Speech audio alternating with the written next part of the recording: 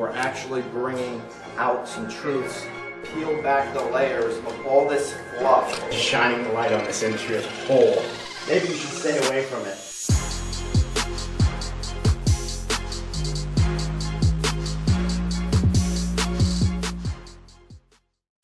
Hi everybody, welcome to Real Estate Raw and Uncut, episode 83. I'm Byron Lazine, joined as always by Bray.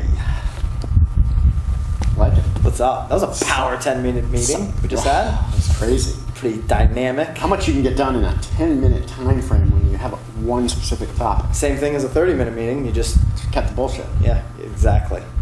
Cut the bullshit out. That's what we're going to do here on our next listicle, our top 5 questions you should ask before hiring your buyer's agent. So they're all the same. They're just taxi cars. Yeah, they just give you a bunch of listings. You just drive them around, right? Yeah, you just send them those listings through Zillow, and they're gonna. You just book the appointment. They're gonna. Actually, I wouldn't drive too much liability. If you're an agent, don't drive the buyers around personally. I mean, hire a driver if you can do that, if you're in that kind of a marketplace, but I wouldn't drive them personally if you can avoid it. But let's go. Let's do the same thing we did last time. It's a great time of year to hit this because a lot of people are thinking about buying a home. We're at the end of the year, thinking about buying next year or in the spring. Let's start with number 5, work our way up to number 1. Let's keep these guys engaged throughout the video. And number 5, in our opinion, one of the questions you're going to want to ask, the number 5 question is, do you work solo or are you part of a team? So that was kind of in our last 5. I think it's an important thing to understand the dynamics of how they work, how they're going to serve you. So even on the buy side, really important. I mean, I really think it is important. We just have one of our team members who's good. She's a veteran. She's very good. They found the property, but they kind of wanted a second opinion. Yeah. So she said, "Hey, do you have 20 minutes? Can you go over to the property?" It was on lockbox, so I was just able to go in. And they had looked at it in the dark, and I was able to quickly ascertain that we had some issues with that property. So just having a second set of eyes. And here's the other thing. You may work with somebody who's really great in the field at identifying issues with the home. So that's somebody you want there on the showing.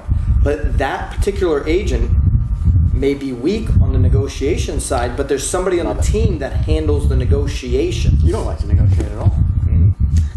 Not at all.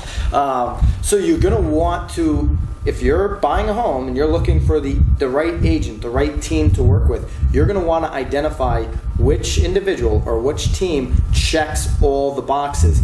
Can they really give me the true value of these homes? Can they truly be the eyeballs of that home and point out things that are wrong with it so that I don't waste money on the inspection?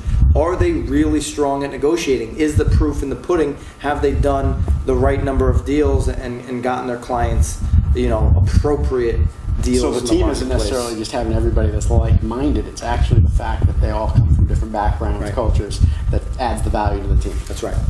Number 4. It's important to ask that agent, are we in an area, this marketplace in which I'm going to buy because my job is here, are we in an area that's declining, or are we declining? 4. Or are we in an area that's growing? Are we in an area where population's increasing every month? Austin, Texas, 100 people move to Austin, Texas a day. So that's a growing market. You're not going to come in under list price. You're going to be paying list price on those properties, but you just want to identify one that's at market. Craziest thing about Austin, have you ever been there? No, but I want to go. You've got a single-family home next to a liquor store, next to a church, next to a school, next to an industrial building. The zoning is like... But you have some new development going on. You do, and it's really that's cool. Changing. Yeah. It's really cool, but it's a weird dynamic. Yeah, it's just blown up so much in the last few years. So you want to understand what type of market are you in, because that is going to answer some of your questions potentially on, okay, do I stay here a long time? Am I going to buy something that I'm going to be in for a long time because we're in a growing, am I going to flip this in 3 years? It's going to answer you a lot of questions. Is it a buyer's market? Is it a seller's market? Is it a buyer's market? Because if it's a seller's market, I'm not going to be able to negotiate as much. I need to understand that going in. Number 3 question to ask is, how many clients are you representing? Really important if they're not on a team to understand this. If this is an individual agent, it's very important to know that they've got 10 other buyers they're working with. So are they going to have time to show you your properties, right? It's funny because I personally, what I realized looking at my numbers is I take 100% referrals. So if somebody calls, it's a lead, and I don't know who you are, one of my team members gets that lead. Right. It doesn't come to me.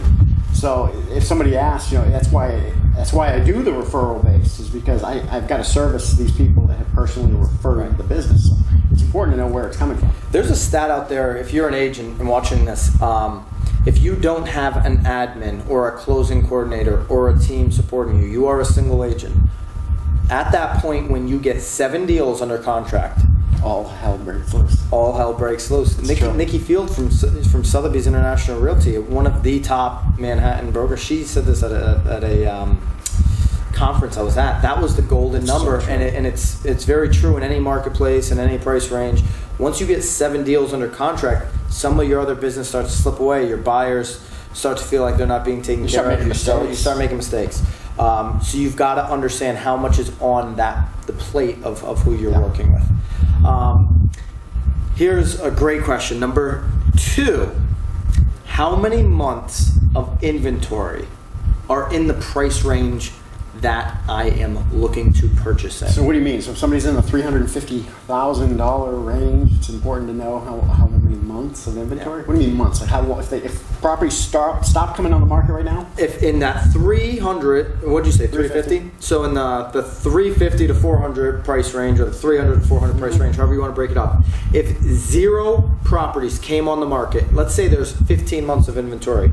If 0 properties came on the marketplace for the next 15 months, it would take those full 15 months to sell all the inventory in that price range, that 3 to 400. I wouldn't want to be the buyer buying number 15. Right.